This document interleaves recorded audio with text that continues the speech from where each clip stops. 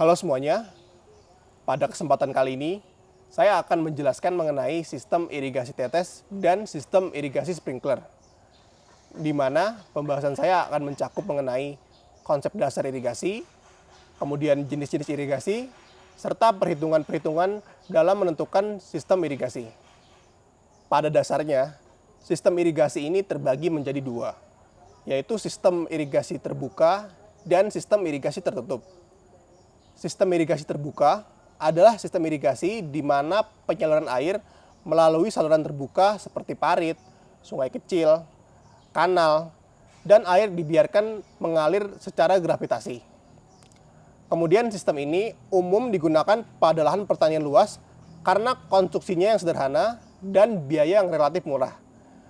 Kemudian pada sistem ini memiliki kurangan, yaitu adanya penguapan, kebocoran, kemudian limpasan air, serta penggunaan air yang kurang efektif. Contohnya seperti sistem irigasi sawah, kemudian kanal irigasi primer dan sekunder, lalu yang terakhir ada parit irigasi tanah ataupun beton. Kemudian yang kedua adalah sistem irigasi tertutup, yaitu sistem irigasi yang dimana penyaluran air menggunakan pipa tertutup dengan tekanan tertentu, sehingga air dialirkan langsung ke tanaman secara terkontrol. Sistem ini lebih efisien dalam penggunaan air dan cocok diterapkan untuk pertanian modern. Namun, sistem ini memiliki kekurangan, yaitu sudah pastinya adalah biaya instalasi awal yang harus diperhitungkan. Contoh dari sistem irigasi tertutup seperti irigasi tetes, kemudian irigasi sprinkler ataupun micro sprinkler, dan irigasi sprayer. Pada kesempatan kali ini, saya akan menjelaskan mengenai sistem irigasi tertutup, yaitu sistem irigasi tetes dan sistem irigasi sprinkler. Sistem irigasi tetes. Sistem irigasi tetes adalah metode pemberian air kepada tanaman secara perlahan dalam bentuk tetesan langsung ke zona perakaran tanaman melalui jaringan pipa dan emitter. Sistem irigasi tetes ini bekerja dengan cara memberikan air secara perlahan langsung ke titik-titik zona perakaran tanaman. Kemudian air diberikan dalam jumlah kecil tetapi kontinu dan terjadwal. Tujuannya adalah menjaga kelembapan tanah agar tetap stabil dan mencegah terjadinya keborosan air ataupun genangan air. Efisiensi sistem irigasi ini sangat tinggi karena air langsung diserap oleh akar ke zona tanaman. Pada sistem irigasi tetes terdapat sebuah komponen yang disebut emitter. Emitter merupakan komponen utama dalam sistem irigasi tetes. Fungsinya adalah menurunkan tekanan air dari dalam pipa dan mengatur jumlah air yang keluar ke tanaman. Emitter dirancang agar mampu mengalirkan air secara konstan meskipun terjadi variasi tekanan di dalam sistem irigasi tersebut. Kemudian emitter ini secara umum karakteristiknya adalah berukuran kecil, terbuat dari plastik, kemudian tahan terhadap cuaca dan koreksi, serta dirancang agar awet dan dapat digunakan dalam jangka waktu yang lama. Kemudian karena emitter ini berukuran sangat kecil, maka kualitas filtrasi dalam emitter sangat penting dan menjadi faktor yang perlu diperhitungkan dalam sistem irigasi tetes. Emitter ini terbagi ke dalam beberapa jenis. Yang pertama adalah point source emitter atau emitter pembasahan titik. Merupakan sebuah emitter yang dipasang secara eksternal dengan cara melubangi pipa lateral. Emitter jenis ini memberikan fleksibilitas tinggi dalam penempatan titik air. Kita bisa menyesuaikan posisi emitter sesuai dengan posisi tanaman. Kemudian emitter jenis ini sangat ideal untuk tanaman dengan jarak tanam yang tidak beraturan, seperti tanaman buah-buahan, kemudian digunakan pada greenhouse seperti untuk melon, stroberi, cabai, serta paprika. Kemudian kelebihan dari jenis emitter ini adalah fleksibilitas dan mudah disesuaikan. Namun untuk pemasangannya perlu dilakukan dengan teliti agar tidak terjadi kebocoran pada pipa lateral yang dilubangi.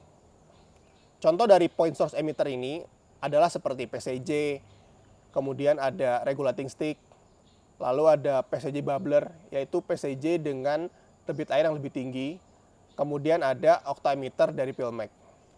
Yang kedua adalah line source emitter atau emitter pembasahan garis. Merupakan sebuah emitter yang sudah terpasang permanen di dalam sarang drip secara permanen. Emitter jenis ini memberikan distribusi air yang lebih merata karena jarak antar emitter sudah ditentukan secara lebih presisi. Kemudian emitter jenis ini cocok digunakan untuk tanaman barisan dengan jarak tanam yang rapat, seperti cabai, tomat, stroberi, sayuran daun, bunga potong, hingga tembakau. Kemudian keunggulan dari jenis emitter ini adalah instalasi yang lebih cepat dan keseragaman distribusi air yang lebih merata, serta harganya yang relatif lebih murah dibandingkan dengan point source emitter. Contoh dari emitter jenis ini adalah DripNet PC, kemudian Uniram PC, lalu ada Streamline X, dan juga ada Orient PC dari Netafim. Kemudian menentukan spasi emitter berdasarkan jenis tanah. Pada line source emitter atau emitter pembasahan garis, ini emitter yang terpasang itu sangat bervariasi, yaitu mulai dari 15 hingga 100 cm. Penentuan jarak antar emitter ini sangat diperlukan oleh sifat fisik tanah ataupun jenis tanah, di mana pada tanah ringan atau berpasir, air cenderung bergerak cepat ke bawah secara vertikal, dan penyebaran airnya ke samping relatif kecil. Akibatnya, zona pembasahan berbentuk sempit dan dalam. Kemudian sebaliknya pada tanah berat, seperti lempung ataupun liat, air bergerak lebih lambat ke bawah, namun akan tetapi lebih banyak yang menyebar ke samping, sehingga zona pembasahannya relatif lebih melebar dan dangkal. Karena perbedaan pada pergerakan air inilah, maka jarak antar emitter harus disesuaikan agar kelembapan tanah merata di sepanjang barisan tanaman. Kemudian berdasarkan dari karakteristik tanah tersebut, maka rekomendasi jarak antar emitter adalah sebagai berikut. Yang pertama, untuk tanah berat, jarak bisa lebih lebar, yaitu sekitar 0,7 sampai dengan 1 meter, ataupun 70 cm sampai dengan 100 cm, karena air menyebar lebih luas secara horizontal. Lalu untuk tanah sedang, jaraknya itu sekitar 0,5 sampai 0,7 meter, atau 50 sampai 70 cm. Sedangkan untuk tanah ringan atau tanah berpasir, jaraknya harus lebih rapat, yaitu sekitar 0,3 sampai 0,5 meter. Karena air cenderung cepat turun ke bawah dan tidak menyebar jauh ke samping. Lalu emitter juga dibagi berdasarkan keakuratan penetesan. Yang pertama adalah pressure compensated ataupun PC, di mana adalah jenis emitter yang mampu menjaga debit air tetap stabil meskipun tekanannya berubah. Emitter jenis ini menggunakan diafragma elastis yang mengatur aliran secara otomatis. PC dripper ini bekerja dalam range tekanan kerja tertentu. Misalnya seperti pada DripNet PCAS yang bekerja pada tekanan 0,4 hingga 3,5 bar. Kemudian emitter dengan tipe ini sangat cocok diterapkan untuk lahan yang miring, kemudian pada pipa lateral yang panjang, ataupun kondisi tekanan yang tidak seragam pada sistem irigasi tersebut. Untuk contoh dari pressure compensated dripper, yang pertama adalah PCJ, lalu ada selang drip yang sudah terpasang emitternya seperti Uniram ataupun DripNet PC. Kemudian yang kedua adalah non-PC dripper atau non-pressure compensated dripper, yaitu adalah dripper yang debit airnya langsung dipengaruhi oleh tekanan di dalam pipa. Artinya, jika tekanan di awal lebih tinggi, maka debit air yang keluar juga akan lebih besar. Sebaliknya, di ujung pipa yang tekanan lebih rendah, maka debit airnya bisa lebih kecil ataupun berkurang. Karena sistem jenis ini tidak memiliki diafragma yang pengatur, maka konstruksinya lebih sederhana dan harganya lebih ekonomis. Untuk non-PC dripper ini biasanya diterapkan pada lahan datar dengan perbedaan elevasi yang minimal, kemudian pada sistem dengan panjang pipa lateral yang pendek, lalu pada sistem-sistem irigasi sederhana dengan tekanan yang relatif stabil. Kemudian contoh untuk non-pressure compensated dripper adalah seperti Streamline X dan juga octa-emitter dari Pilmec. Kemudian ada tipe penggunaan emitter berdasarkan dengan pemasangannya. Emitter berdasarkan pemasangannya ini dibagi menjadi dua. Yang pertama adalah irigasi permukaan ataupun surface irrigation. Merupakan sistem irigasi di mana pipa lateral dan emitter dipasang di atas permukaan tanah. Sistem ini bekerja dengan cara air diteteskan langsung ke permukaan tanah di sekitar tanaman, kemudian meresap ke zona perakaran tanaman. Sistem jenis ini merupakan tipe yang paling umum digunakan karena instalasinya relatif lebih mudah, kemudian mudah dipantau, serta mudah dalam perawatan. Karena jika terjadi kebocoran atau penyumbatan, maka perbaikan dapat dilakukan dengan cepat karena seluruh jaringan sangat terlihat di atas permukaan tanah. Sistem jenis ini biasa digunakan pada tanaman buah-buahan ataupun sayuran, baik menggunakan dripper ataupun menggunakan sprayer, terutama di greenhouse maupun di lahan terbuka. Kemudian yang kedua adalah sistem irigasi bawah permukaan atau surface drip irrigation, di mana pada sistem ini pipa lateral dan emitter dipasang di bawah permukaan tanah dalam kedalaman tertentu. Air diteteskan langsung di dalam tanah tepat di zona perakaran tanaman.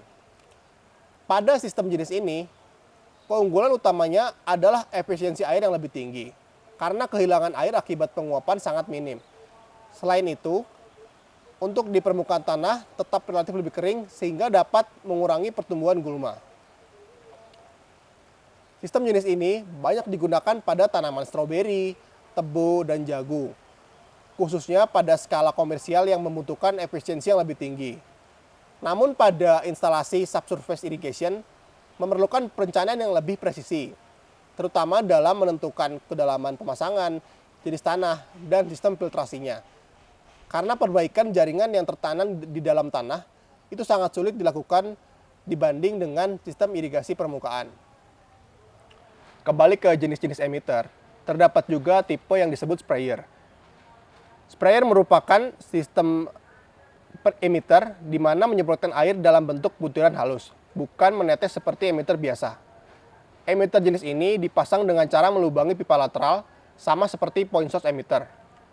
Sprayer biasanya digunakan pada tanaman buah-buahan tertentu, kemudian digunakan juga untuk perkecambahan, serta pengaturan kelembapan di dalam greenhouse. Pada sistem ini, air berupa semprotan halus, serta cakupan pembasahan yang lebih luas dibandingkan dengan drip biasa. Namun, tekanannya tetap lebih terkontrol. Sistem sprayer ini, contohnya seperti XL Jet dari Pilmec, kemudian Spray Jet dari Pilmec juga. Kemudian dalam irigasi tetes, terdapat yang disebut dengan pipa lateral.